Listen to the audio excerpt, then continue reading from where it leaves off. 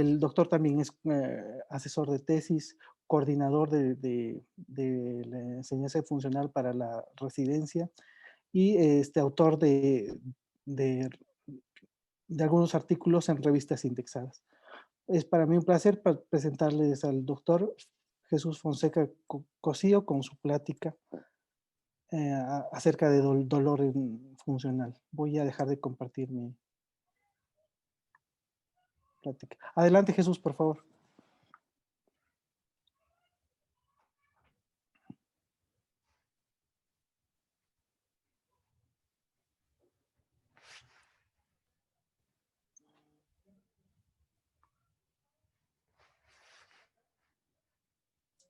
You're on mute. Unmute, please.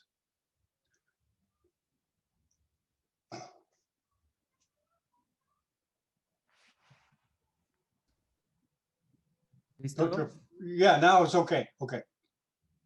Ok, bueno, vamos a empezar con la presentación. En este caso voy a hablar un poco de manejo de dolor en neurocirugía. Me voy a centrar un poco en lo que es en dolor de tipo trigeminal. Y bueno, vamos empezando. No sé qué está pasando. Ok. Bueno, como definición, el dolor es una sensación incómoda, tanto sensitiva como emocional, y está asociado con un daño actual o potencial a tejidos. ¿Qué quiere decir esto? Que en el dolor de tipo trigémino hay una estructura que está siendo lesionada de manera constante. De acuerdo al tiempo de evolución, el dolor puede ser clasificado en dolor agudo o crónico. Generalmente el tipo de pacientes que nosotros recibimos en nuestra institución, por lo común, tienen más de 3 meses de evolución, por lo que se puede considerar que ellos cursan con dolor crónico. La mayoría de nuestros pacientes y la mayoría de los pacientes de los que voy a hablar tienen polifarmacia y son casos ya multitratados y algo complejos. ¿Por qué es tan importante el tratamiento del dolor? A pesar de que desafortunadamente en México no tenemos una estadística tan fidedigna como lo es, por ejemplo, en Estados Unidos, sí se ha reportado que gran porcentaje de los pacientes que cursan con dolor tienen más de 3 meses, o sea, son considerados pacientes crónicos. Y el dolor persistente frecuentemente va a ocasionar deterioro funcional y de discapacidad. Esto disminuye la calidad de vida, condiciona estrés psicológico, ansiedad, depresión y deprivación del sueño en la mayoría de los pacientes que cursan con esto. Se dice que alrededor del 70% de los pacientes que cursan con dolor crónico, la mayoría de estos ya va a tener un trastorno de ansiedad asociado, por lo cual en ocasiones no solamente basta con dar tratamiento para dolor, sino que también hay que dar tratamiento psiquiátrico para manejar la ansiedad de los pacientes. Y bueno, centrándonos un poquito, debido a que el tiempo es un poquito limitado, vamos a centrarnos en lo que es la neuralgia del trigémino, que es una de las dolores más intensos que el humano pueda llegar a experimentar y de la cual afortunadamente tenemos bastante experiencia en nuestro centro. Es indispensable, el diagnóstico de neuralgia del trigémino es 100% clínico. Obviamente las causas que lo van a originar pueden tener, ¿cómo se llama? Condiciones orgánicas o condiciones estructurales que lo generen. Pero de inicio el diagnóstico siempre va a ser por interrogatorio al paciente. El paciente va a referir ataques paroxísticos de dolor facial o frontal que duren de 1 segundos a 2 minutos. Esto en la neuralgia del trigémino típica. En las neuralgias del trigémino atípicas o tipo 2, estas crisis de dolor se pueden incrementar, pueden incluso persistir durante la mayor parte del día. El dolor va a tener al menos 4 de las siguientes características. Va a tener una distribución a lo largo de una o más divisiones del nervio trigémino. Esto quiere decir que, como bien sabemos, el trigémino tiene sus ramas, rama B1, B2 y B3, y por lo tanto, en alguna de estas ramas es que el paciente va a referir el dolor. El dolor va a ser repentino, intenso, punzante, superficial, cortante o quemante, y muchas veces el paciente lo va a estereotipar. Cada paciente va a referirlo de una manera individual.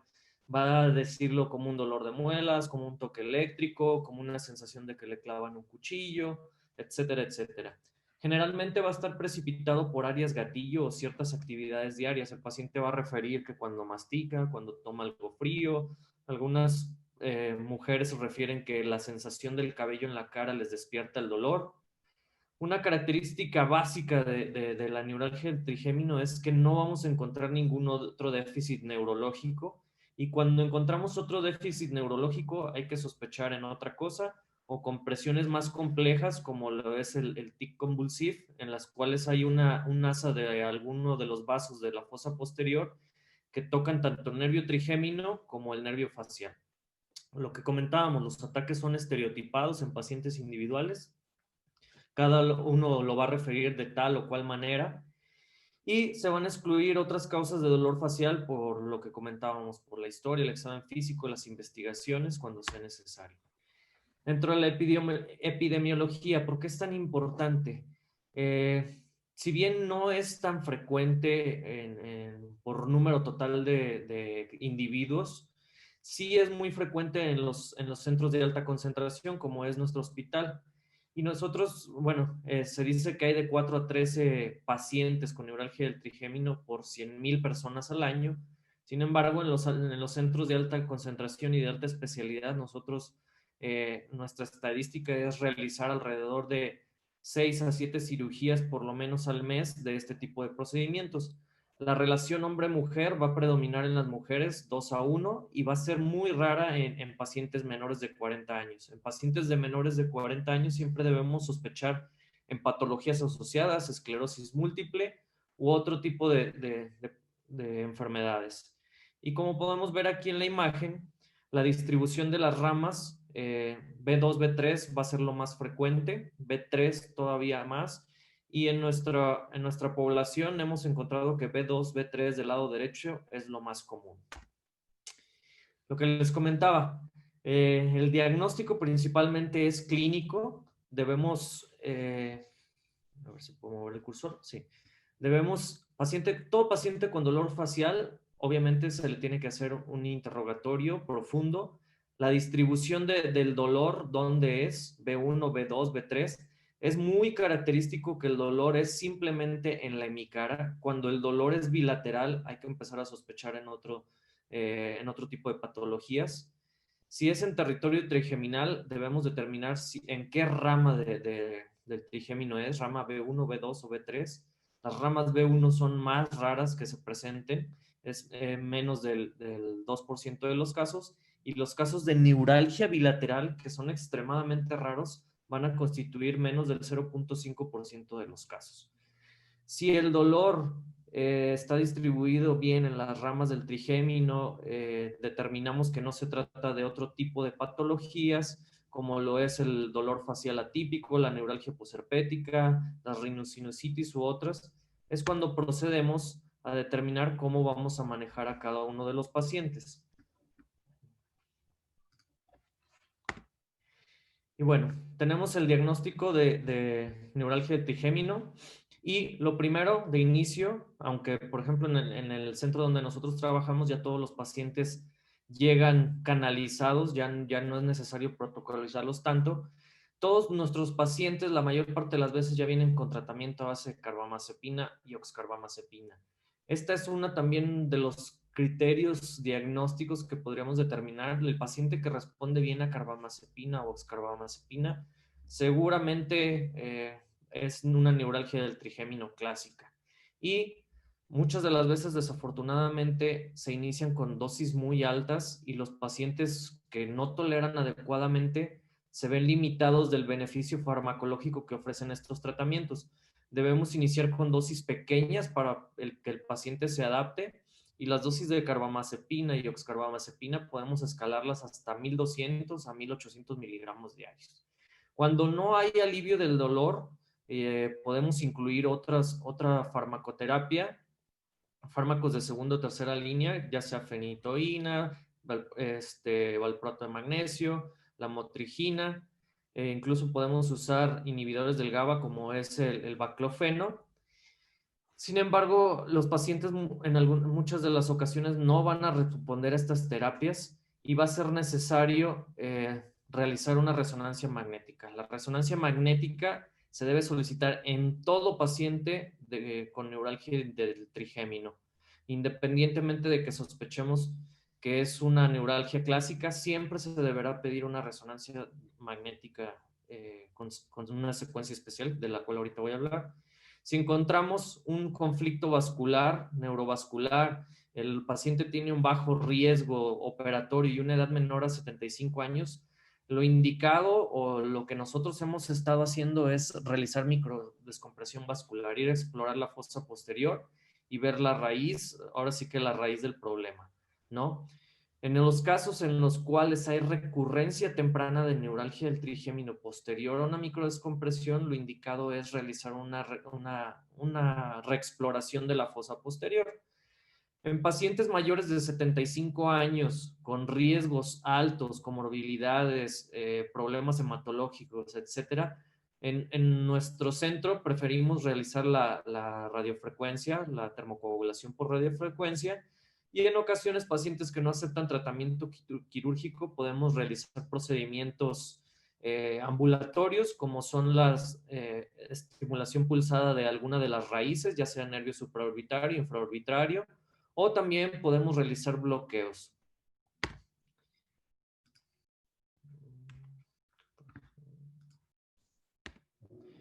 Bueno, entonces lo que hablábamos, la radiofrecuencia selectiva de rama de ganglio de Gasser o la microdescompresión vascular. Y básicamente nosotros en nuestra unidad siempre pedimos una resonancia magnética con secuencia CIS, que por el tipo de resonador que nosotros tenemos, que es un General Electric, se le llama Fiesta, que son secuencias específicas en las cuales va a haber cierta estados de interferencia y que nos va a permitir visualizar de una manera apropiada lo que es el nervio. Y aquí podemos ver, este es un artículo muy interesante que realizaron un grupo de neuroradiólogos en la India, en los cuales establecieron que los conflictos neurovasculares en los casos de neuralgia del trigémino podían clasificarse en grado 1, como vemos aquí en el inciso A, en las cuales el nervio trigémino está completamente indemne, está libre y apenas podemos ver cierto contacto del asa vascular con el nervio. Lo que sería el grado 2, en la cual ya hay cierto grado de disrupción del nervio trigémino, y lo que sería el grado 3, o lo que sería ya una disrupción y un adelgazamiento completo del nervio trigémino.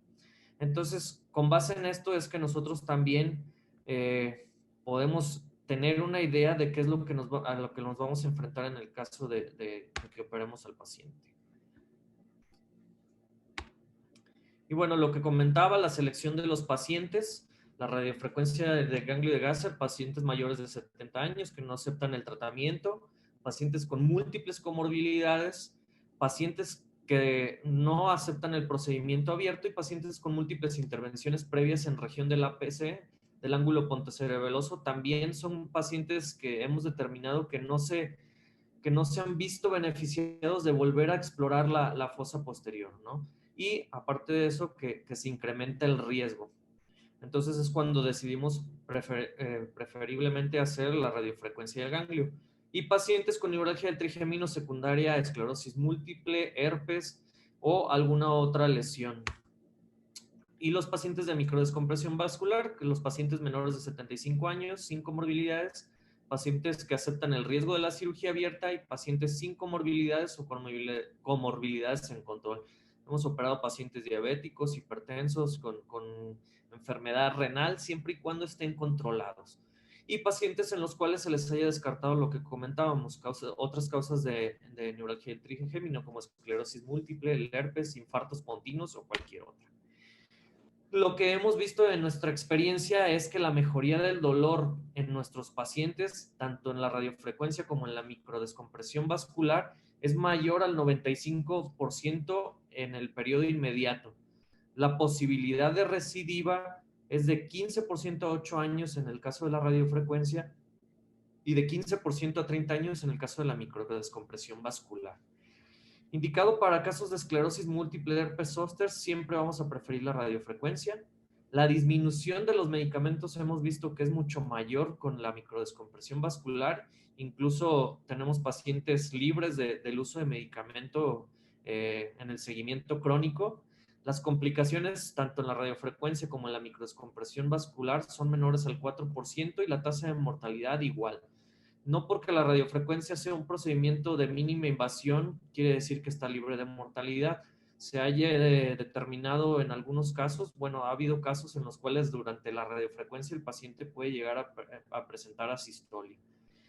En la estancia intrahospitalaria, la radiofrecuencia es un procedimiento ambulatorio, se hace el procedimiento y el mismo día el paciente puede egresar a su domicilio. En el caso de la microdescompresión, nuestra estadía intrahospitalaria es de 2 a 3 días. Los costos a corto plazo es menor el de la radiofrecuencia y de la microdescompresión son un poco mayor los costos. Sin embargo, a largo plazo, el beneficio de no utilizar medicación y que el paciente esté libre de dolor prácticamente por vida es mucho mayor en la microdescompresión vascular. Y bueno, aquí les presento más o menos qué es lo que hacemos en los casos de radiofrecuencia. Es muy importante tener un conocimiento anatómico apropiado de las estructuras por donde vamos a insertar nuestra aguja de radiofrecuencia.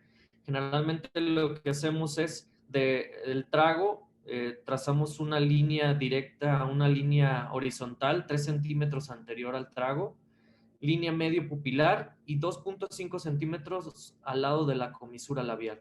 Vamos a hacer una intersección entre estas 3 líneas y con guía fluoroscópica para en estos puntos poder insertar nuestra aguja y así poder insertar la aguja a través del foramen oval y llegar al ganglio de Gasser. Vemos lo que es la línea clival, que es una línea de referencia súper importante para poder determinar qué tanto vamos a introducir nuestra aguja, y así como también el piso de la silla es otro de los factores determinantes para la inserción de la aguja. Y aquí vemos lo que les comentaba. Observamos cómo vamos a insertar la aguja, cómo se intersectan las 3 líneas que les comentaba, la línea anterior al trago, la línea que se va a un lado de la comisura labial y lo que es la línea medio pupilar. Intersectamos las 3 líneas, introducimos nuestro dedo por el carrillo hacia la apófisis pterigoides. También es muy útil palpar el tercer molar en el caso de que el paciente lo tenga, ya que desafortunadamente muchos de los pacientes llegan sin muchas de las muelas por obvias razones, porque piensan que el dolor es originado en una muela, pero si la tenemos es un buen patrón de referencia para ahí guiar nuestra aguja hacia la línea media pupilar, hacia la línea anterior al trago y por ahí insertar la aguja hacia lo que es el foramen oval. Ya que tenemos insertada la aguja, generalmente vamos a sentir un clic y aparte de eso va a haber una contracción del macetero cuando logramos insertar la aguja. Determinamos con una placa lateral el piso de la silla y lo que es la línea clival, y de acuerdo a qué tanta profundidad o qué tanto nos estemos acercando a la intersección de estas líneas son las ramas que vamos a poder tratar. 5 milímetros distal a esto, rama B1, 10 milímetros B2 y 15 milímetros rama B3. Aquí podemos ver otro ejemplo de esto. Ya es la proyección, una proyección transorbitaria en la cual estamos viendo el foramen oval y cómo introducimos la aguja, y aquí tenemos una proyección lateral en la cual tenemos la línea clival, el piso de la silla y también observamos qué tanto estábamos introduciendo la aguja. Y básicamente esto sería un ejemplo de lo que tendríamos. La inserción de la aguja en el ganglio de Gasser, vemos las 3 ramas, vemos la importancia fundamental de la colocación adecuada de la aguja, ya que si por algo no tenemos el conocimiento anatómico apropiado o estamos errando en la colocación de nuestra aguja, incluso podemos tener lesiones de la arteria carótida. Y aquí vemos en diferentes colores, verde, azul y amarillo, cómo se va introduciendo la aguja, rama B3, rama B2, rama B1, igual lo vemos aquí con la línea clival y la línea del piso de la silla, esta intersección, y vamos a ver 5 milímetros abajo, primera división, 10 milímetros rama B2 y 15 milímetros rama B3. Una vez insertada nuestra aguja, tenemos que tener la confirmación también mediante la salida de líquido cefalorraquídeo cisternal, y vemos que ahí tenemos la salida y la confirmación tanto radiológica como física de que estamos en el lugar que nosotros queríamos. Entonces es cuando procedemos a hacer la lesión. Dependiendo también la rama que se ve afectada y el voltaje que estamos utilizando para estimular al paciente para que se despierte el dolor en el transquirúrgico, es la cantidad de voltaje y tiempo que vamos a utilizar para lesionar. En los casos de B1 se prefiere menos tiempo y menor temperatura, a diferencia de que si tenemos una neuralgia B2 o B3. Es preferible hacer este procedimiento con el paciente despierto y con un buen apoyo de neuroanestesiólogo para poder tener la certeza de que estamos lesionando donde nosotros queremos. Algo que se me pasaba a comentar, todo paciente que se somete a una radiofrecuencia en el posquirúrgico va a tener hipoestesia facial. Ese es característico y es determinante para la buena prognosis del paciente. Entre más hipoestesia tenga el paciente en el carrillo, mayor va a ser la tasa de respuesta y menor la probabilidad de que regrese el dolor. Las complicaciones realmente hemos tenido pocas. Una parálisis del sexto que con el tiempo recuperó y solamente. Y bueno, lo que es la microdescompresión vascular, que ya hablábamos, generalmente lo preferimos en pacientes jóvenes sin comorbilidades. Y bueno, aquí les puedo mostrar un pequeño video de lo que es en la resonancia se observaba obviamente una compresión vascular grado 3, en la cual podemos ver completamente adosado el vaso al nervio y vemos que causaba una indentación. Aquí vemos ya cómo estamos colocando una esponja de teflón y vemos la separación que hay entre el vaso y el nervio. Y finalmente observamos los demás nervios craneales, el complejo 7-8, acá tenemos el quinto, este es el cuarto, los cuales están intactos, y vemos la gran separación que pudimos hacer con la pequeña esponja de teflón, y finalmente colocamos el adhesivo tisular. Esta es una paciente posoperada de microdescompresión vascular. Vamos a cortar un poco los videos por cuestión de tiempo. ¿Cuánto llevamos? 18 minutos. Espero si se escuche. Izquierda. Yo sentía toques muy fuertes en la parte izquierda, de lo que es de la oreja hacia el cuello. Eran muy fuertes los dolores que yo sentía a la hora de comer, todo el día. Bueno, yo empecé, ya tengo unos 8 años con este problema. Yo empecé con unos fuertes dolores, unos toques, pero a mí me habían dicho. Bueno, y pues esa es la historia clínica de todos los pacientes con neuralgia del trigémino, ¿no? Unos con más tiempo de evolución, otros con menos, pero todos con el típico dolor que llamamos dolor del suicidio. Y bueno, esta es nuestra preferencia personal para la colocación de los pacientes, ya sea en 5 minutos, Jesús. Sí, en posición de decúbito lateral o en posición de decúbito supino con rotación cefálica contralateral, fijación cefálica y obviamente neuromonitoreo. Estos son nuestros corredores que utilizamos para acceder tanto a nervio trigémino como a neuralgia del glosofaringeo, que es un poco más abajo. Sin embargo, el mismo abordaje nos ha servido para explorar prácticamente estas dos patologías. Esta es nuestra preferencia personal también para la realización del trépano. El cálculo es más o menos 2.5 a 3 centímetros por atrás del reborde del pabellón auricular. Hacemos generalmente un solo trépano de aproximadamente 3 a 4 centímetros de diámetro y la apertura dural que utilizamos es en T invertida. Esta es mi preferencia personal para acceder al ángulo pontocerebeloso, ya que nos permite una excelente exposición y aparte de eso nos permite alejarnos de los senos, tanto del seno sigmoides como del seno transverso para el cierre. Aquí estamos con el doctor Eric Estrada, o uno de los compañeros que va a hablar más adelante, realizando una microdescompresión vascular. Y bueno, el objetivo final, como ya lo sabemos, es la separación del asa vascular del nervio trigémino y de esta manera protegerlo del contacto directo. Vamos a presentar un par de casos. Y bueno, este es un caso de neuralgia del trigémino secundario a un tumor del ángulo pontocerebeloso, un quiste epidermoide. Y lo que les comentaba, ¿no? Es raro que sea antes de los 40 años. Este paciente tenía 26 años y tenía una historia de un año de evolución con el dolor. Y podemos ver en este recuadro, en este círculo rojo, el lado afectado, el lado sano. Vemos cómo hay una disrupción del nervio y obviamente un aumento de tamaño cisternal secundario a este tumor. Y bueno, la tomografía posquirúrgica, y aquí vemos un poco del video. Perdón. Vamos a adelantarlo un poquito por cuestiones de tiempo. Y ahí estamos ya en la resección del tumor, quitando el tumor que comprimía y alteraba el nervio, y esto era el origen del dolor, ¿no?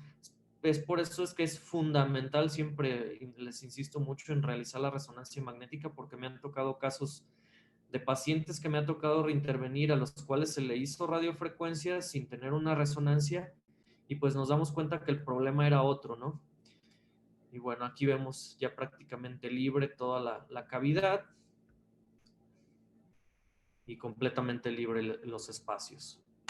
Continuamos. Esta es una mujer de 49 años con 6 años de evolución con neuralgia del trigémino. Podemos ver en este lado que se trata de el adosamiento es un grado 2. No hay una disrupción franca del nervio, sin embargo se encuentra en contacto. Ahí vemos nuevamente el contacto, el conflicto vascular, y el lado sano que vemos completamente libre el nervio. Y bueno, vamos a adelantar un poco. Ahí ya estamos liberando el nervio.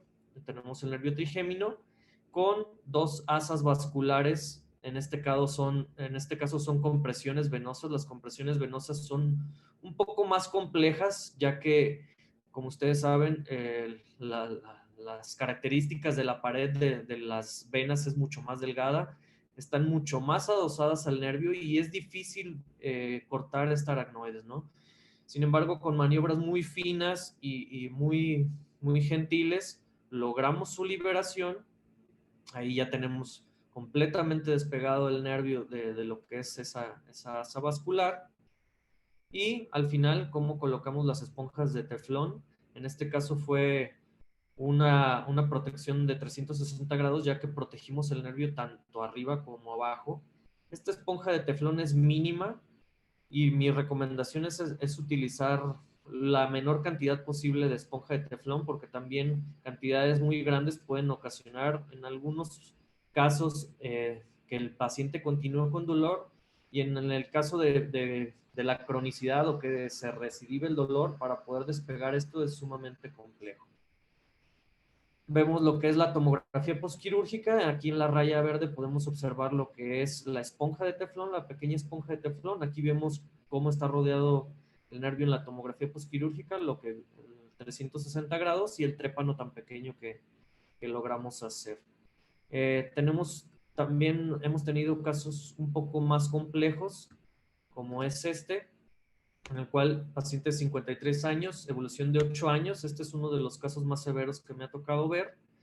Este es una disrupción por resonancia magnética grado 3, ya que en este lado vemos prácticamente no se observa el nervio, se encuentra, a diferencia del contralateral, se encuentra completamente adelgazado. Y bueno, este paciente ya había sido sometido a múltiples eventos de radiofrecuencia, a múltiples eventos de punciones con medicamentos, etcétera, y tenía polifarmacia. Y lo que encontramos, pues lo que ya vimos en la resonancia, es una dolicoectasia de la basilar, y vemos cómo está completamente comprimido el nervio hacia el tentorio, y vemos aquí francamente la pulsación, cómo está en contacto con el nervio. Y en este caso sí tuvimos que poner una esponja de teflón un poco más grande. Ahí vemos cómo se empieza a liberar el nervio, cómo incluso está deformado el nervio trigémino por esta asa. Vemos ahí cómo ya se empieza a liberar. Y finalmente, cómo colocamos la esponja de teflón. Aquí vemos el complejo vascular 7-8. Este fue un caso extremadamente difícil por la pulsación del vaso, por el espacio tan pequeño que teníamos. Y bueno, vemos el teflón un poco mayor a lo que habíamos colocado en ocasiones previas, por obvias razones. Este paciente tuvo cierto grado de parálisis facial que un tiempo posterior fue recuperando y no hubo necesidad de hacer tarsorrafias o alguna otra. Otro paciente de 73 años, vemos un conflicto vascular grado 1. Vamos un poco más rápido. Este es el paciente durante sus crisis de dolor. Uno de sus hermanos le tomó un video. Y bueno, la apertura dural con salida de líquido cefalorraquídeo. Empezamos a vaciar cisternas.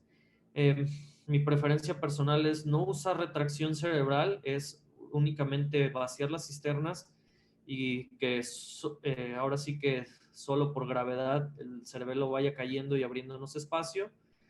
Por lo general, coagulamos la petrosa superior, no hemos tenido problemas hasta el momento y vemos un gran conflicto vascular de tipo venoso.